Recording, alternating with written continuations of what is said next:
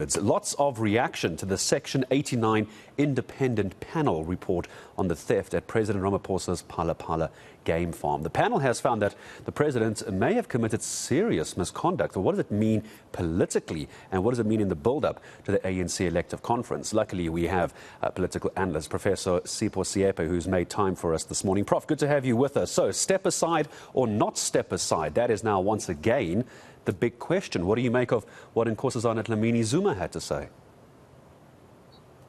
You need to put the comments of Nkosazana Zuma within the context of many other people who had called that the president should step aside based on his handling of the Phala matter.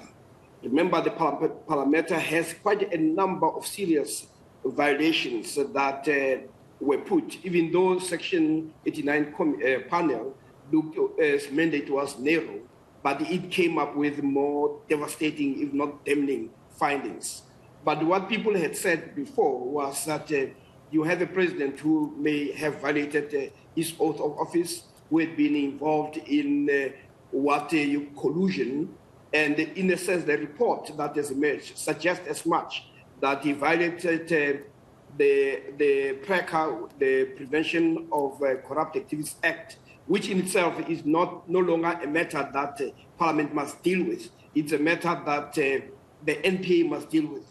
Remember, here what you have is that it's a criminal act when you are not going to be reporting a crime that had been committed. And the panel, which constituted two judges, has come to a determination that there's a prima facie evidence. So once there's a prima facie evidence on a matter like this, the NPA cannot sit idly. This is the NPA that was forever willing even to charge people on mere transgressions of COVID-19 regulations. Now, if you're now talking about issues that may have to do with criminality, where there are also suggestions that people were bribed, were kidnapped, and were tortured, those are very serious. But as far as the president is concerned, there's also the issue of conflict of interest in terms of his official responsibilities and his private affairs. And the committee here went further, the panel, to even indicate that the president abused his office when he tried to solicit assistance from another country. And the president of Namibia found himself having to answer issues that have to do with the private affairs of the president. Then there are other issues that may have to be dealt with in terms of the source of money.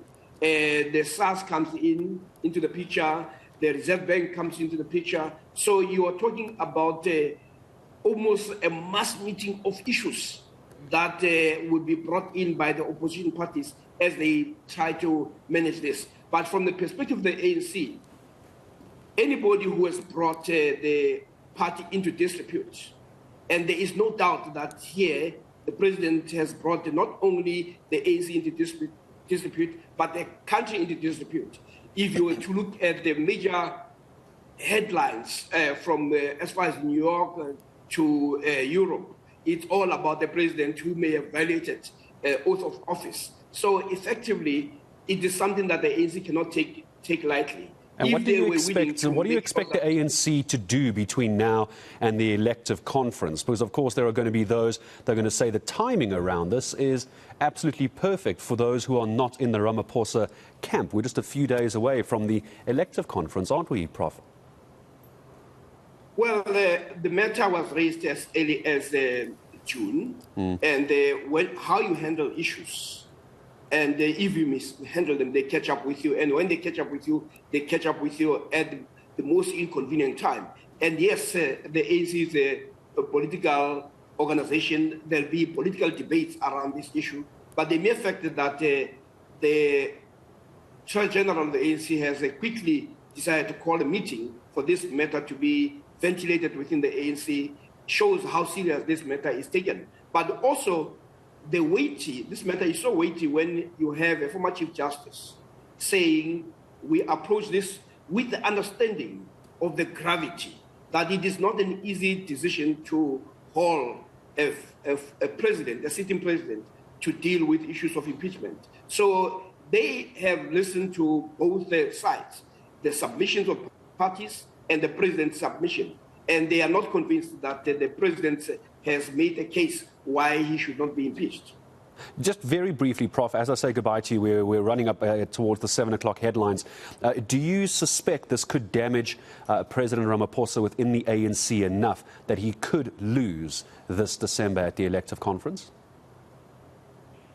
I think so. First of all, the president had said if there are issues that are pointing towards him, his whole training and posture is to step aside and not to expose himself in spaces where there's a conflict of interest. Now there is. So the question is whether he's going to be, or members of the ANC are going to remind him of what he had actually said. That you said if there's a finger that is pointed at you, your likely demeanor and posture would be to remove yourself from the situation. He himself volunteered that information. They will be reminding him. And I do think it has damaged him. If he survives the election within the ANC, you must also understand that the parties are not going to take this line down. The next 5 years is going to be hell for the ANC.